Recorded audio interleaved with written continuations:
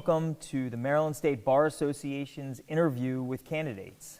Today, we are here with Joe Werner, who is candidate for governor in the Republican Party. My name is Bobby Zirkin, and on behalf of the tens of thousands of legal professionals of the Maryland State Bar Association, I welcome you to another interview with candidates. Today, we're interviewing candidates for both governor and lieutenant governor at the University of Maryland, Baltimore County. As we approach the July primary election, the Bar remains committed to our members and to the public at large to connect in a nonpartisan way about the issues that matter to the public and to the legal profession. MSBA has appreciated the positive relationship that we've had with the executive branch of government, and we can hope to continue to work on this impressive and important relationship. Please visit our website at msba.org/connect with the candidates to view all of our candidate conversations. And again, we are here with Joe Werner, who is the Republican candidate for governor. Welcome, and thanks for being here. Well, thank you for having me. I appreciate it. All right, and why don't we just get started by, for those who may not know you, tell us a little bit about yourself and why you've decided to run for governor. Well, I'm a lifelong Marylander. I've been here for generations. My family came from Poland and settled in Fells Point. We've been in Fells Point for generations. And I live down Edgemere, right on the water. It's beautiful. I'm an attorney, but I work in D.C. I was barred in D.C. And I felt like I'm an average citizen. And I see what I don't like about Maryland is both parties have such a lock. Both parties, or especially the Democratic Party, you have to be one of the old boy network to get anywhere. You have to be really liberal now. You have to be woke. And you got to get that money. So it's kind of controlled by a small group of people. And I just want to get involved because I don't like where America's going and I don't like where Maryland's going. I don't think Maryland has the representation. Like in the 90s, you had 4 Republicans and 4 Democrats in the House. You had 4 moderates. You had 2 Democrats and 2 Republican moderates in the House. You had a couple liberals and a couple conservatives. Now everything is 7-1. They've swung out to the far right, the far left. I liked when, a long time ago, our senator, Charles McMathias, he said, there's no room for moderates anymore. And that was like in '88. And I think it's gotten a lot worse since. And so I felt like I want to get involved, and make a change. And I really am not bound by any special interest. I'm not a career politician. I have my own mind. And unfortunately, I have my own money that I'm funding this with, so I don't have a lot of money. Okay, well, you said you're an attorney, and obviously this is the Maryland State Bar Association. Before we start talking about issues, can you talk a little bit about that? What is your legal profession? What specifically do you work on in D.C.? Well, my main practice is family law, and I want to do more adoption and estate planning. I taught estate planning once in Florida for a couple semesters. And I make money what they do temp work. It's like when they have giant investigations, so they bring in a bunch of attorneys. Like, big law firms don't have all these attorneys people think. So when AT&T has a merger, they'll go out and hire 1,000 people. They'll bring in 1,000 attorneys. And they'll pretend like we work for the law firm. Well, we do and we don't. We're there temporarily. But they don't tell the AT&T people that. When they walk the president through, they say. And that's where I make a lot of money, as far as made a lot more money doing that, working for corporations. Okay. Patent monopolies. My professor once said, anytime I liked what I did, I didn't make money. Anytime I made money, I was working for people I didn't like. So do you primarily focus on family law now? Family law now, yeah. Okay, so divorce and adoptions and things of that nature? I really want to do more adoptions. Okay. And do you work for yourself now? You work for a firm? I work for myself. You work for yourself. All right. So let me just jump right into it. This is not your first run for office, correct? No, it's not. You ran for the House of Delegates, I believe? House of Delegates, and I ran for a couple times as a Democrat. I ran against 1st District. I ran as a Democrat against Harris. Okay. And so, again, self-funded, no money. Why did you decide to switch parties? I'm more of a moderate, but now I lean more towards the right, I guess. Moderates have been pushed out. The Democratic Party has gone so far to the left, where I thought it was mainstream, but now I'm not. The Democratic Party has no room for me. Like Second Amendment gun rights. I don't believe that more restrictions on legal ownership. Like the average American or the average citizen can't get a gun. Look how hard it is in Maryland to get a concealed carry permit. They're not the one that's causing crime. I believe in the Second Amendment. I believe that you and I should be able to get a right to carry. The Democratic Party doesn't believe in that anymore. So we're going to get into that issue. I want to talk to you about the Supreme Court case that dealt with that issue that just came down the pike last week. Let me take one step back and say, you're running for governor of the state. Should Joe Werner become the governor of Maryland, what are your top 3 priorities with some specificity? Yeah, one, I like the idea that the money follow the child and have charter schools. We've spent so much money on our school system and it's failed. Patterson High School has 2% of its children reading at grade level. You imagine you graduate from high school and they have more children reading at a kindergarten level than at a high school level, performing at a kindergarten level. Pouring more money into a broken system isn't going to work. You got to fix the system, and competition will fix the system. Competition in politics, competition in business, there's competition in sports, and competition in education. We have competition all across the university system, but not at the K through 12. And what I would really do is work hard to get that. I've worked the charter school bills in Washington, D.C. in 1994. I worked with Hilda Mason. I was an intern. So my recollection during my time in office, both in the Ehrlich administration, in the O'Malley administration, Hogan administration, all 3 of them, that our charter school legislation is pretty advanced. Where do you think specifically in our law or regulations that it's falling down? We only allow, there's 3,000 people in the charter schools, and it's not, I want true competition. I want you to be able to start a school and let the money follow the child, not have bureaucrats tell you if you can take your child to that school. If a kid goes to a charter school, tell me, how does the money follow into the charter school right now? See, you know what? I think it's more of a bureaucratic thing. You've got to get approved and admit it, and you got to be in this. Like I said, 3,000 students in charter schools. I'm not exactly familiar with how these schools work, but I know how I want mine to work. I want the child to get a voucher. They can go to Catholic school, they can go to other private schools, they can go to any private school, and the state shouldn't have as much control over the school or its curriculum. So let me ask you this: if you go to a voucher system, which is I think what you're essentially talking about, obviously not everybody can go to, I don't want to pick on any particular school, but let's say everybody wants to go to Gilman because it's an incredible school, right? McDonough, it's an incredible school. There's only a certain number of kids who can go there, whether it's now or with your voucher program. At some point in time, all the kids are guaranteed a constitutional right to a free and adequate education. Not everybody can go to the, quote, top school. Not everybody is going to be, so isn't what tell me where I'm wrong, that essentially you're letting some kids go to the top and you're leaving all of the kids who are unable to get into a school like McDonough, their choices, they're going to school somewhere. And so the question is, aren't you just kind of condemning those kids to have a substandard education? Well, no, because if you're saying condemning them, if they're staying in public school and you're condemning them to stay there, right, that means the public schools are really bad. And 2, but you've taken all the money out of it. No, because if you get $19,000 per student, right, and I give someone $15,000, you're still getting an extra 4. So if you got 10 students, right, I'm giving you $190,000. One of those students goes somewhere else.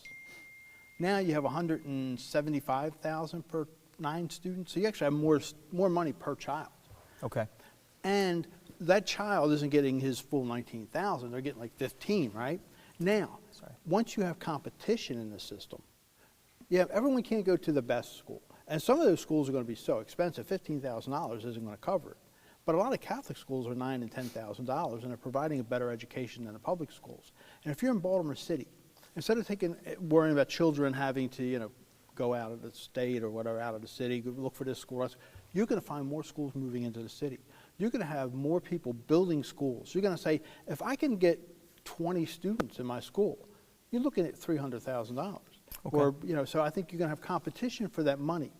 And someone say, well, is it going to be as good as the public schools? Well, the public schools are miserable. Let me ask you this. The General Assembly right now has wrestled over the years with BOST, which is not even close to what you're talking about, which is essentially tuition, public money going to private schools for tuition.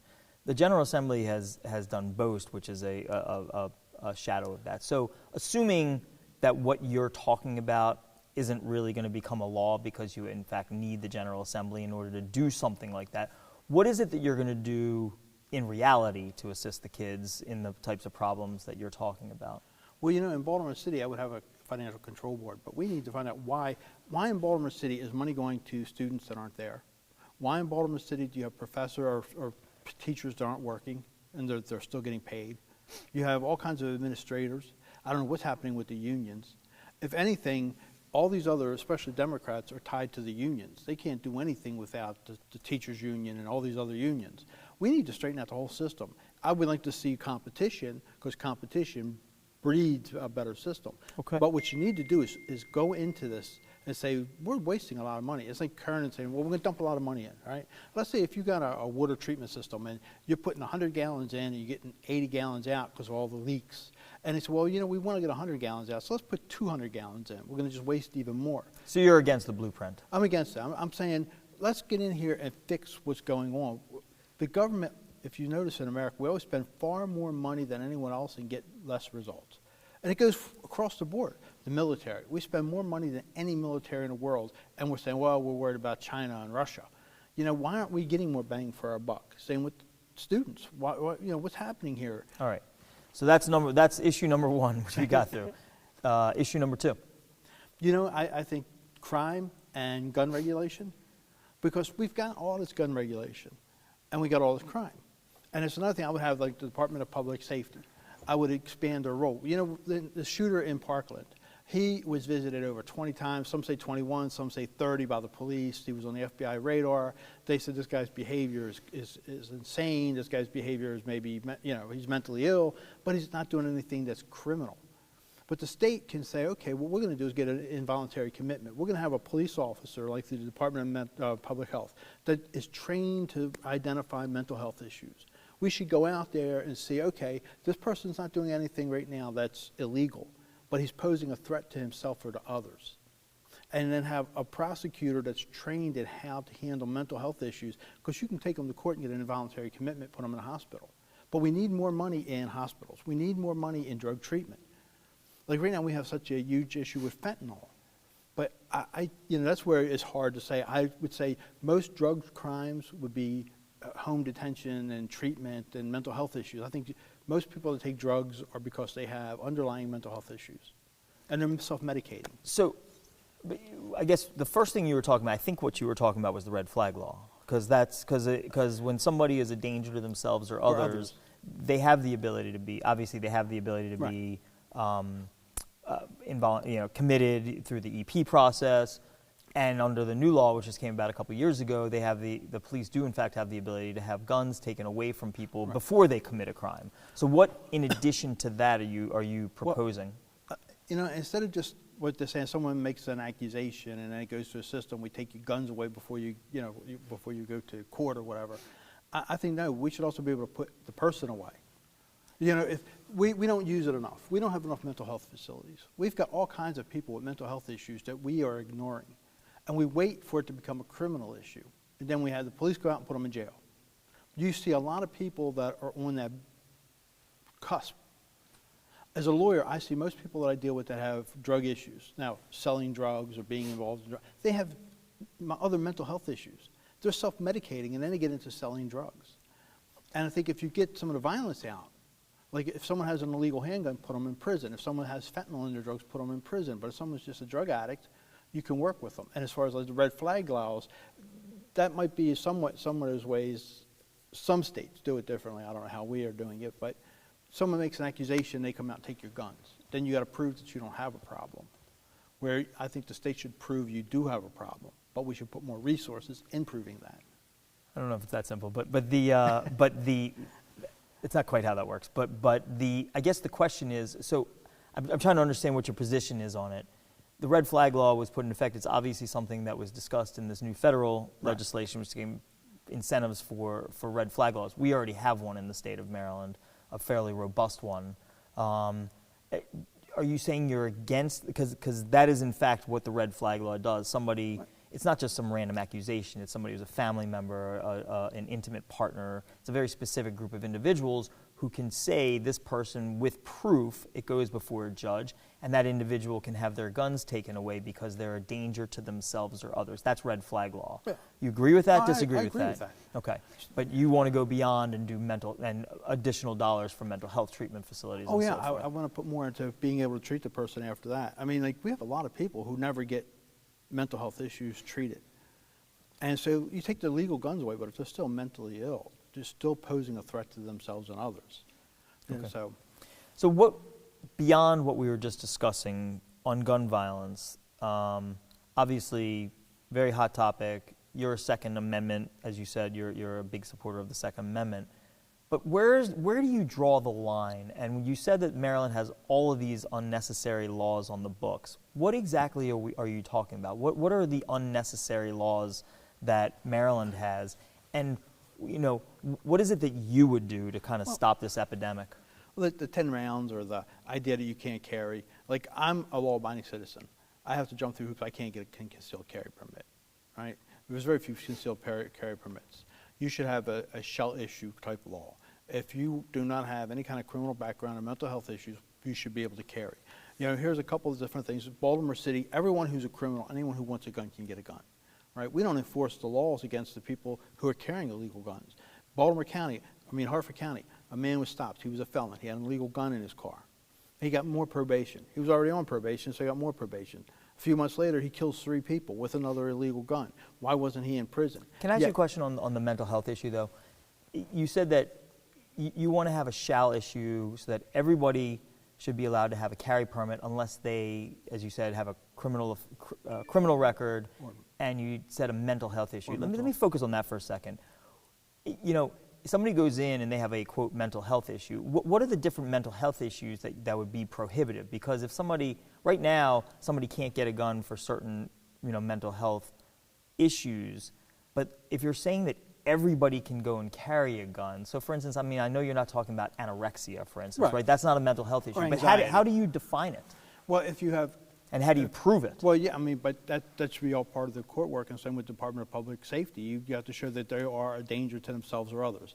And if they're psychotic, if they're criminally insane, you know, that's where it would be. If you just got some other issues like you are anorexic or bulimic or you have anxiety or you have father issues, that's different. But if you can be adjudicated you're a threat to yourself or others, then no, you shouldn't be able to get a gun. If it's on the record that you are a danger.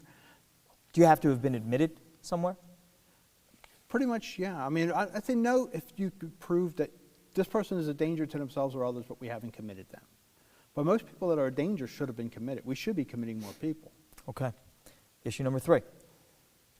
Oh, okay. Sorry, I was giving you an opportunity for your top 3 issues. We had school choice, public safety, which we're going to get back to some more public safety issues. But yeah, and Roe v. Wade was a big one. And I just think that, you know, in this state, no one's ever going to make abortion totally illegal, right? You know, but I think after 15 weeks, you have a heart bill, you have an independent child. When you have a person who thinks, feels, has emotional feelings, when you go to the child or the baby, whatever you want to call it, it's the fetus. But when a fetus has feelings, okay, when you have an abortion at a certain point, it feels pain. It dreams. You know, the fetus starts dreaming. The fetus has, you know, an independent heartbeat, independent brain waves. It has emotional feelings, not just physical feelings. At some point, that's an individual. And I know it's awful to say to someone, you know, this is your body, but this isn't your body. There's a line. It's complicated because I think at 15 weeks there's a heartbeat. Now, there's a lot of people who say, well, as soon as it's conceived, you can never change. You know, that conception, there's a life, and you can't. And there's other people say, you know, baby's being delivered. And I think the vast majority of people are somewhere in the middle. Like Clinton, originally, Bill Clinton said, you know, it should be rare, and you know, he was against late-term abortions. And most Democrats were like, no, the 3rd trimester. Now it's like right up to the time of birth, you kill the baby. But I think somewhere along the line, yeah. Let me ask you a question on that. I've heard that. I'm not sure I know exactly what people are. What I've heard some candidates say that, you know, across the country. Like, where is it legal to kill a baby in the late terms of the 3rd trimester? Other than I know California, New York, Virginia, because in Virginia. Other than when the life of the mother is at risk, which I would assume you would agree with, since it's right, self-defense. But I don't think it's just the life of the mother that's doing it. You can look at. There's a lot of 3rd term, not as many as 1st term, but still. You know, that's what the Democrats tell you. Oh no, it never happens, and just you can see the evidence is there. But are you saying that Maryland has legal third trimester abortions when the life of the mother is not at risk? No, I mean, I would say that probably some of them are. Some of them are being committed because they're just saying it's the life of the mother. But no, I'd say... Who's saying it? The doctors are lying? Well, no, I wouldn't say it's not all of them. I just have never understood that, since that was not what was under Roe v. Wade, obviously, right? Like that was not an accurate assessment. And I've heard others talk about like after the baby's been born killing, which is also factually incorrect. You would agree? Yeah. Okay. But you know, when you look at 15 weeks, the Democrats are against that. They don't think that after 15 weeks, they don't want to stop at 15 weeks. Why? You could say they want to go up to at least into the third trimester, just like that. So Maryland voters back 30 years ago enshrined the pro-choice into law. Yeah. And so your third top priority is to try to undo what the voters did and to make it a 15-week heartbeat law? Well, I think 30 years ago, the science was not what it is today, and you could show people now with ultrasounds and everything, and now we know so much more. And also, what I would do different than other Republicans is I would make it, let's say, provide support for the mother. I would say once once the baby's 15 weeks and you can't generally have an abortion unless it's for the life or the health of the mother, she should be able to get child support from the father. The father, who's ever out there, should step up and provide health insurance for the mother. If the guy's not around and he's not providing health insurance, then the state will cover that. Like they keep saying, well, we're just going to have a woman say, well, you have to have a baby and provide no support. It seems like that's something as a life. Lives are important. Let me ask you this. And I'm sure you've thought about this since this has been asked to other candidates, and it's obviously a hot topic because of what the Supreme Court did. A young girl who gets raped by a family member, uncle, and I'm sure you've seen horrific things like this in your law practice. The uncle rapes a 10-year-old girl, 11-year-old girl who ends up getting pregnant. Are you telling me that you would, after 15 weeks or heartbeat or whatever, that you would force that girl to carry her rapist's baby to term? Well, generally you're going to know well before 15 weeks. But if for some reason that girl didn't or couldn't tell anyone, like she was stifled through the family, I would consider that an exception because of the life of the mother. I think that is so much undue burden to make a minor of that age. Like if rape is such an awful thing. I've known people who had gone through that, and they don't talk to you about it until you really know them. Like I had a friend of mine, and she one day talked about it after I knew her for, a couple of years. And when you look at how she relived the event 20 years after. So if you're 10, 11, 12, 14, and you're raped, I would think that if you don't tell anyone, or you can't come forward, and now you're 20 weeks pregnant, and finally you can come forward, I would call that the life of the mother, because you're putting so much burden on this child. So even if the physical life of the mother weren't at stake, you would consider that an excessive psychological, emotional toll that would warrant an exception to abortion? I would think, because you know why? Is that a yes? Yes. Okay. Yes. But you know why? It's because when you talk about mental issues and depression, it leads to so many other things. Like it could lead to suicide. It could lead, like people underestimate their mental health issues. So what if a 25-year-old were raped then and has those same anxieties and those same potential suicidal tendencies, all verified by her psychologist or other doctors or what have you? Would you make the exception to that rape victim as well? I would want to find out why she didn't report it before 15 weeks. But maybe who's there would be an that exception. Question? Because it would be 15 weeks, and then work with her psychiatrist, work with her doctor. Like, why didn't you come forward? What was the issues? Let me ask you this. I mean, this is really a difficult topic. Of course it's a difficult topic, but one that needs to be talked about. Oh, You're running for governor, and the legislature is primed probably to to enshrine pro-choice into the Maryland Constitution. Yeah. At that point in time, your job is essentially to uphold the law. Right. You would agree with that? Yeah. As a lawyer, we're here to, like you say, sometimes you take a case, you don't like the outcome, you don't like the client, you don't like what's happening. Judges have to rule on things that they don't like. So if you're the governor and this is the law, you got to uphold the law, whether you love it or not. Let me switch to another uncomfortable topic, and that's elections. I don't even like to say, I don't want to say it this way, but just the former president of the United States has made allegations which, if you've watched at all these hearings from Congress, there are certainly those who would say that what he is saying has been false and fraudulent. Where do you stand? Seems to be, for some reason, the Republican electorate seems to still be bought into what Bill Barr had some flowery language for. And so I guess my question to you is, where do you stand on that issue? You know, it seems like both parties, when their side loses, don't want to admit that they lost, and they want to come up with reasons. It seems like, yeah, there were some anomalies, but it wasn't. You know, you have to have the proof before you make these outrageous claims. What do you mean? But I am curious about that. What do you mean that there were anomalies? Changed laws before the elections, and all this voter. I don't like all the mail-in voting. I think even when it comes to unions, right? Amazon wouldn't let their people mail-in vote. Mail-in votes can be like this. You go to a poll and vote. I can't control you. If I have a wife and a child or whatever, you can manipulate them. You can control them. You say, here, let me fill out your ballot. Let me ask you a question on that. My very first election, when I ran for the House of Delegates long ago, many gray hairs ago, I was winning by 97 votes on election night, and it was the mail-in ballots at the end that had to be counted. They were from people that were overseas. They were from people who had reasons that they couldn't come in. Nobody seemed to really care one way or the other about it. They were just part of the process. There were, well over 100 court cases that said that there was no fraud whatsoever that would have led to anything. I think they found like 4 in the state of Pennsylvania. And yet still people say that there were anomalies. I guess I'm missing something, because as a lawyer, I think to myself, if you've got a case, bring it to the judge, and if the judge, if a judge says so, it is so.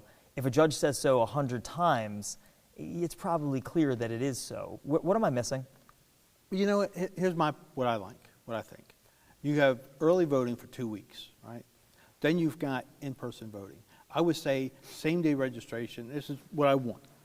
You show up if you've got a Maryland-issued IMVA license or ID. You should have to prove who you are, and you vote. If you're independent, you should be able to vote in either primary. There should be same-day registration. Early voting should be reserved for only people who need it for certain reasons. You're in the military, or you're going to be out of country, or whatever. There shouldn't be all this mailing out all these mail-in ballots.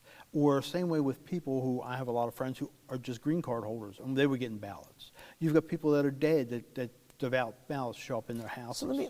So that was an interesting one, because I heard that allegation, and what the Attorney General of the United States said was, I think he said something that was around BS, but he said that was completely false. It was a completely made-up allegation by Rudy Giuliani, who then we were told, that he admitted to the speaker in Arizona that they had a lot of theories and absolutely no proof for any of their theories. So when you say that dead people were getting ballots, what are you talking about? Where?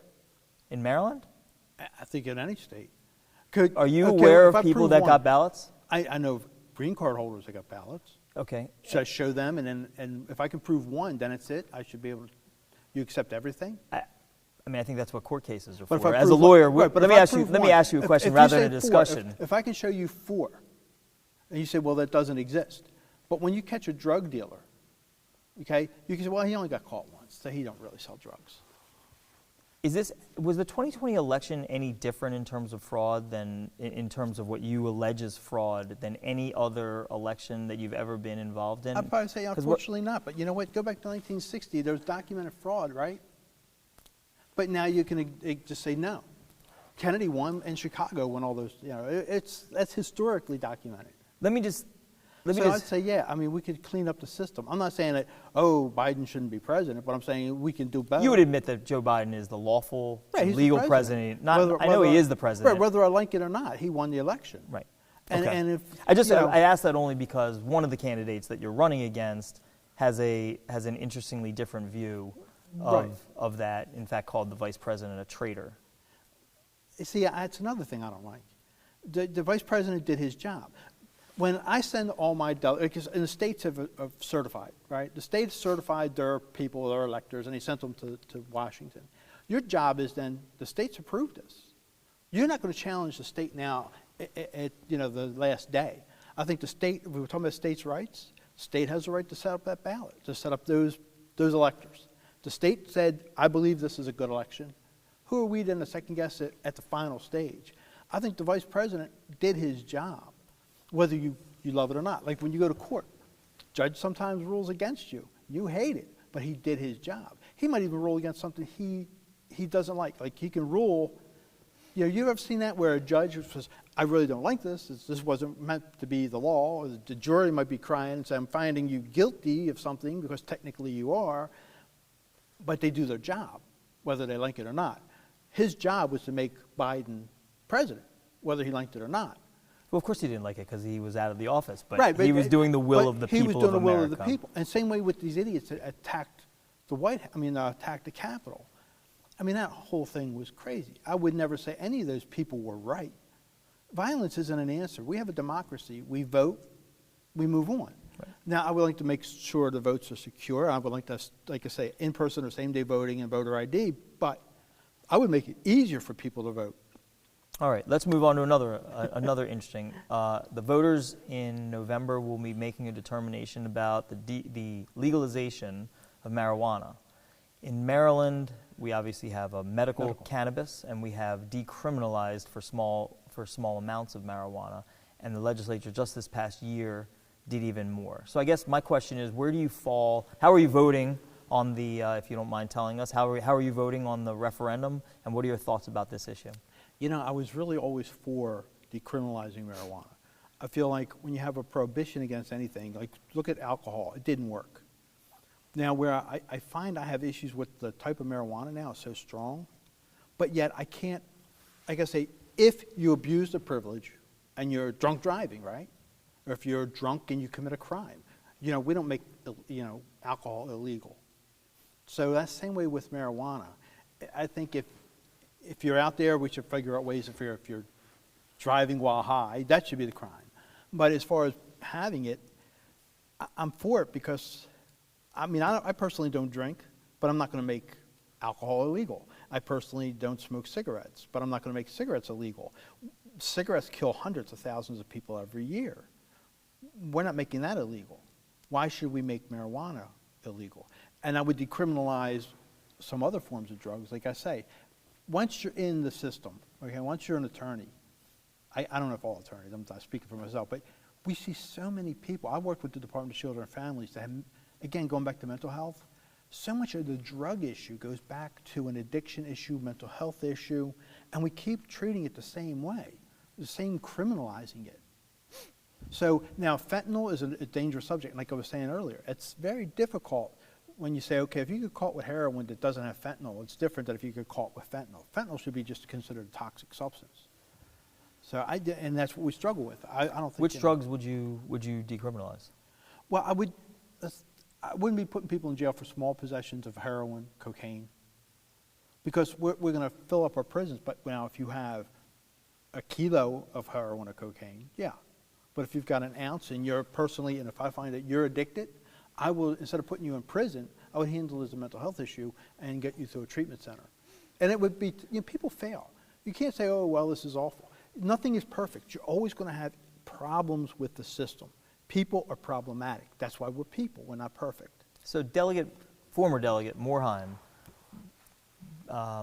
and since him, I think Senator Feldman and some others have gone beyond kind of what you're talking about, have taken the next steps and modeled legislation after some things that were going on in Canada and Europe and others, some select cities, allowing for there to be a pilot program of what they called safe use injection places or something. I can't remember the name of it. Something like that. Would you go as far as that to have an ability for somebody to come in, get assistance, drug treatment and so forth, but essentially entice them in by allowing them to have free drugs, essentially? To me, that's a difficult subject because, we've criminalized drugs to the point where we've put some petty drug user in jail for life, and it's not stopping it. There's drugs in our jails. So we failed at the system we're doing now. Remember Kurt Schmoke wanted to have needle programs, and he got just trounced. They threw him out. It's like, you have to either be binary choice, one way or the other. I would say, why don't we try that? We've tried all these other things, and it hasn't worked. At some point, if you're doing something again and again and again and it's never working, we got to step outside the system. It's not going to get any worse. Like this, and well, look at the people falling down on the streets in San Francisco. Maybe it's not being handled correctly there. But we got to do something other than, oh, look, you're a drug addict. We're going to put you in jail. And if you come in and you have a safe site and you get drug treatment and you have counseling, you have mental health people there talking to you about what's your underlying issues, not everyone is going to say, oh, I'm going to stop doing drugs. You know, there's some people that are just hardcore addicts. If you're a hardcore addict and you're spending all this money through crime, through panhandling, and it's going into these illegal, gangs, don't you think it would make more sense to say, okay, you come here to the government site, and the money is going here, it's cheap, you're not committing crime, and we're working on your underlying issues. And some people are going to stay addicts, but that's their life. All right. Let's move on. Just kind of trying to get through as many issues as I can in this short period of time. Let me switch to the issue of the environment. Obviously critically important. You live on the water. The health of the Chesapeake Bay, climate change, Maryland's fracking ban, one of its kind in the nation. Thoughts on these issues, what you would do as governor related to the environment or not do related to the environment? It starts from the smallest thing and going forward. Like all the cemeteries, why don't we plant more trees and have more water runoff? There's all these on highways. Why don't we take all that dead space where we're cutting the grass and polluting the environment and make that environmentally safe? Higher grasses, something that's more natural. Instead of cutting the grass all the time, make it, retain water. That's just little issues. But then there's the big issues. Look at the water treatment plant over in Back River, how it's been just dumping pollution into the bay. And that should be changed. Where we dump the water, maybe should go in more pipes. Also, there should be cleaner water that they're dumping. Also, have more spaces like Chesapeake Bay Foundation was saying, there are 10,000 worst septic tanks would cost a few million dollars to fix. 10,000 septic tanks, probably about $20 million, $30 million, whatever. And it's billions of dollars worth of nitrates that are going into the bay.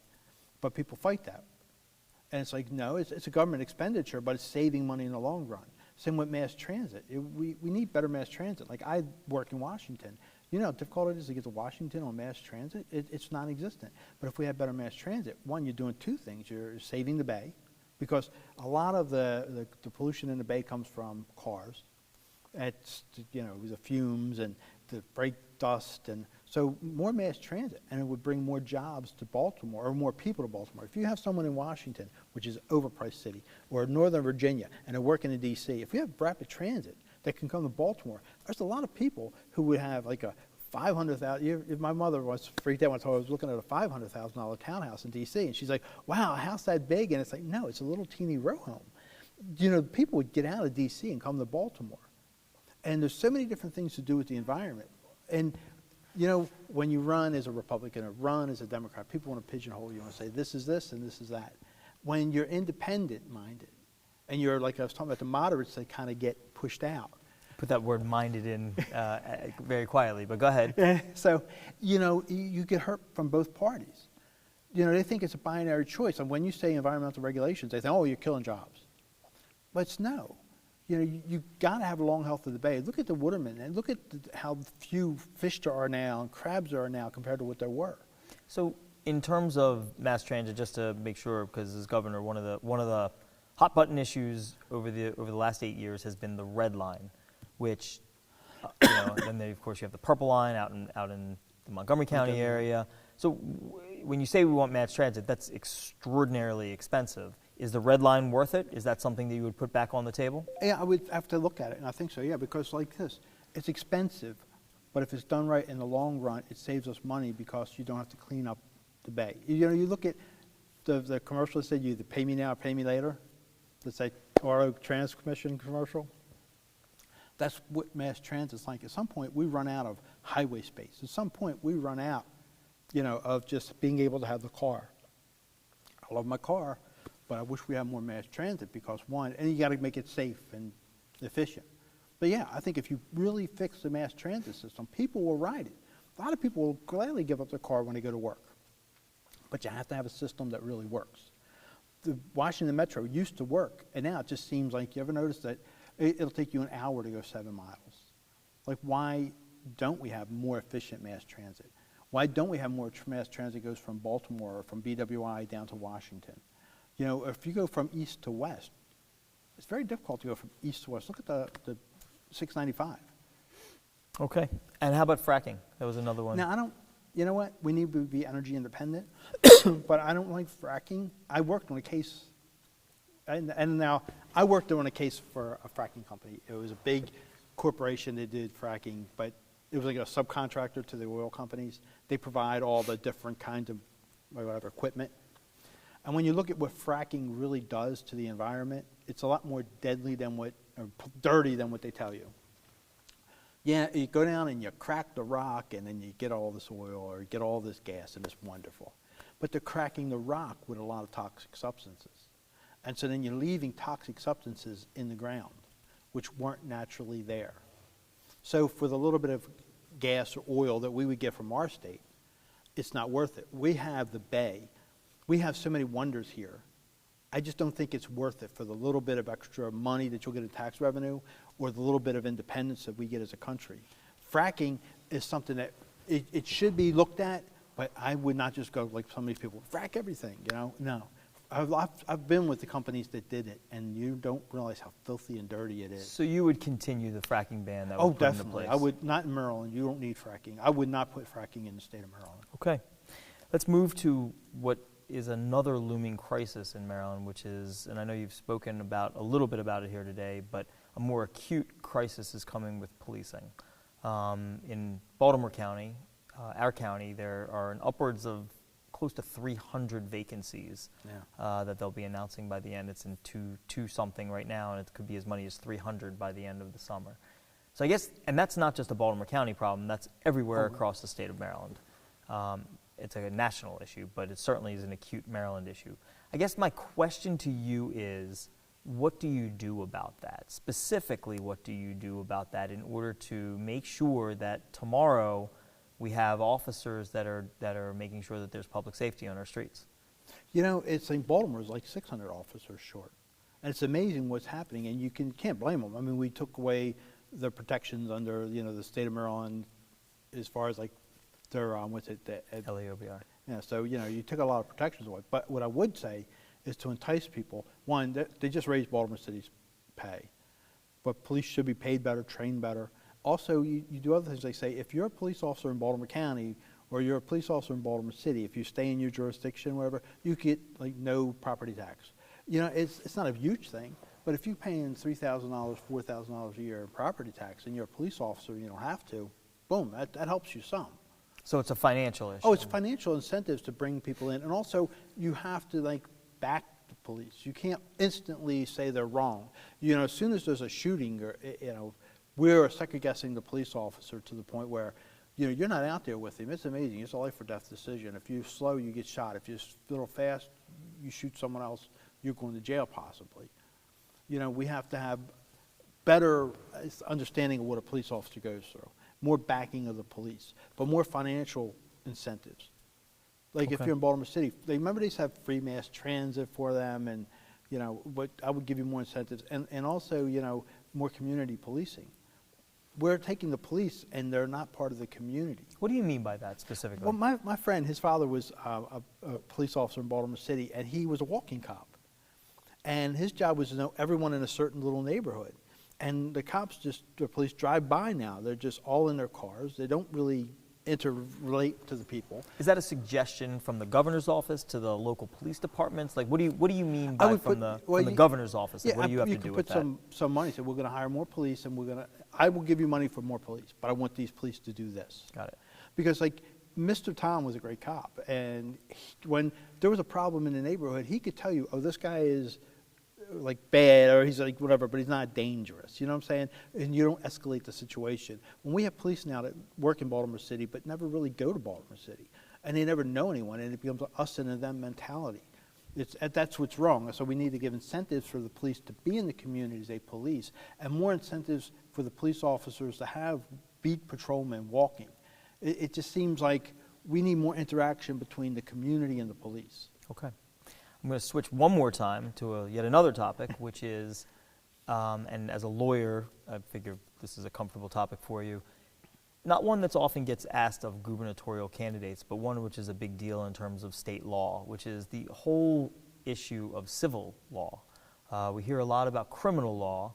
Not often do you hear people talking about civil law. Maryland, as you probably know, is one of 3 states that has contributory negligence. You've got the whole issue of punitive damages, dram shop for bars, State and Local Tort Claims Act. I throw this out to you just as a general, without putting any bias, trying not to put any bias on it, but just to simply ask, have you any thoughts about that, where Maryland stands as a lawyer who actually is running for office, because it's a dwindling number of lawyers running for office? Any thoughts on that general topic or any of those specific issues? Now, I thought Maryland's a pretty good system compared to what I see across the country. I mean, Florida is a good system too, but, I think it works well.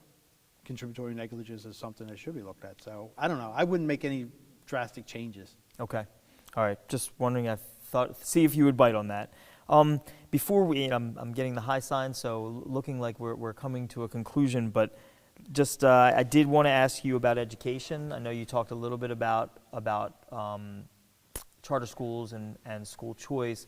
Just to be clear, you're against the blueprint. What would you replace that with? Anything? I have to go back and look at the whole system, but like you say, we have Johns Hopkins and we have Towson, we have so many smart people. We should be looking at the entire school system as how we teach people. When the children, when we set up our system, was 100 years ago. How we handle education. Like we could have maybe some of the best teachers in the country do videos. Like when I took the bar exam, we had a bar class. I had a professor, and when we had some of the best, Alan Dershowitz giving constitutional law and some, we should look at different ways that we teach the children, different psychological ways that we can encourage the children to learn. Like we need to redo the whole system. And we got so many intelligent people here, so many great people in the school, like the universities, like Johns Hopkins. We should be using those resources. But isn't that what the Blue Ribbon Commission did?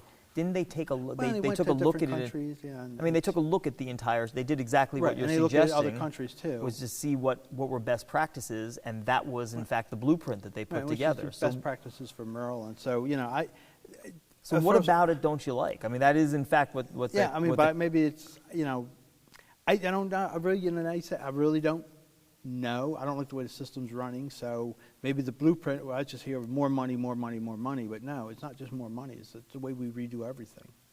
So maybe I have to. That's an issue you brought up that I certainly need to look into more. Okay.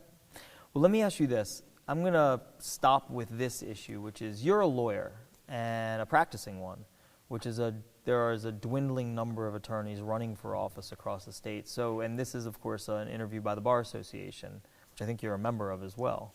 And so I guess the question is, how can the Bar Association, associations like the Bar, participate in a Werner administration? What do you think the value is? And I guess as a corollary to that, how is it that we can start to try to entice more attorneys to be in office, to run for office, to get involved in the political process? Kind of your thoughts about the value of attorneys in the government system. That's a great question because when you look at the money and when you look at the abuse you go through when you run, it's very nasty now. I have people showing up and talking to my wife, my children. I got a 13-year-old, and they're like, your father's not a real Republican. Your father doesn't have any money. Isn't it stupid you can't win? We've turned this into one of my people running against me. They seem very aggressive and very nasty. And same way with attorneys. If you're making a fairly decent living, why get involved? You can, if you practice law, there's a lot of great attorneys who aren't making a lot of money, right? You have a lot of great attorneys who work for small firms and they do great things. You got a lot of intelligent people out there that are qualified, who would be great state senators, who would be governor, but they're not going to stand up and run because they don't have political connections and they can't get money. I would go back to the Bar and to the state of Maryland. I think they should have government-funded elections. Now, I know that's something that the Republicans don't like, but you say to the Republicans, look, you're spending all this money whether you know it or not, because special interests will pay this man or woman, and then they're going to take care of special interest. There's a lot of people out there who can't raise the money. A lot of attorneys who would be able to get involved. And I don't know what the Bar exactly could do to help, other than go to the state and say, look, we should have some public financing. We should have some ways. Public financing of local candidates, Yeah. of county council, Council, of state legislative races. legislature, delegate, controller. And not just matching, but, because there's a lot of good people who will never get involved. And like you say, not to sound partial to attorneys, because, but there's the statement, but Shakespeare said, first we kill all the attorneys, right? Why did he say that? Because you attack the legal system, and then you can control everything. It was not that the attorneys were bad. The attorneys were good. Like, I became an attorney because I really thought, like, when I look back at when I was young and I had these ambitions, and I thought, well, if you look at the Holocaust, right? If more lawyers would have stood up quicker, we could have stopped this. I'm looking, this is a great profession. You can do great things as an attorney, and what side you agree on. Attorneys are there to help minister the law. We help bring justice without violence. And when it comes to politics, you're trained as an attorney to think. I remember my first day of law school, we're not going to teach you the law. We're going to teach you how to think. You're going to think like a lawyer because the laws always change. And that's what I think about politics. There's always going to be new issues. But if you can think like an attorney, you're going to be better to handle those issues. There should be more attorneys. When people say, oh, well, you're a lawyer, of course you'll say that. But yeah, and that's why I think financing, it's very difficult to get any money. Sure. And so I think we should help that. All right. So we've gone through a lot of issues. I'm sure there are many that I haven't covered. We only have a few minutes left before wrapping up. So I guess, as I did with all the other gubernatorial candidates, you get the last word. So just, a couple sentences a couple minutes as to why, I guess, the primary is coming up just in a few short days. So why should Republicans in the primary, and then afterwards the general public, elect Joe Werner as the next governor of the state of Maryland? Well, like I said, as an attorney, you're taught how to think. And I can think and reason and bring solutions to the problems. 2, I'm not controlled by any one special interest group, and I'm not controlled by any party. Really, I'm not to the far right, the left. I'm thinking about people, and I'm here for the people. And I can win if you vote for me. I've been told this so many times, and someone I'm running against keeps saying, you're just there to take votes away from me. No, I'm not. I'm there to get votes for me and win. Who's telling you that? Cox. Okay. Yeah, he believes that he should be the winner because he was patted on the back by Trump. And his people are much more aggressive, and they're really keyed on him. But I'm not here to just take votes away from him. I'm here to win. I'm not here to help anyone else win. I'm here to win. And if you go out and vote, and I would like to see more Republicans, not just 200,000. There's 1 million registered Republicans. If 500, 600,000 would get out and vote. And, that way it would show power and it would show independence. No one party should be controlled by its left or its right. The people should be out there making the decision. I feel I'm more of a Marylander, a moderate. I am, I feel like I represent the people right. I will think about what's helping the people, not just what's helping a special interest. And that's why I think I would be the best candidate. And I hope that people get out there and vote for me. All right. Well, thank you so much. It's been an hour, really interesting conversation. And let me just say, candidate for Governor Joe Werner, thank you so much for spending an hour with us here at the Maryland State Bar Association. On behalf of the, as I said, tens of thousands, as you know, legal professionals across the state, we thank you for your time here today. Wish you the best of luck. And on behalf of the Bar Association, let me just say once again, if you want to see this interview or any of the interviews we've done for governor, lieutenant governor, or attorney general, please visit our website, which is at msba.org/connect with the candidates. And again, Joe Werner, thank you so much for your time. Thank you. I appreciate it. All right.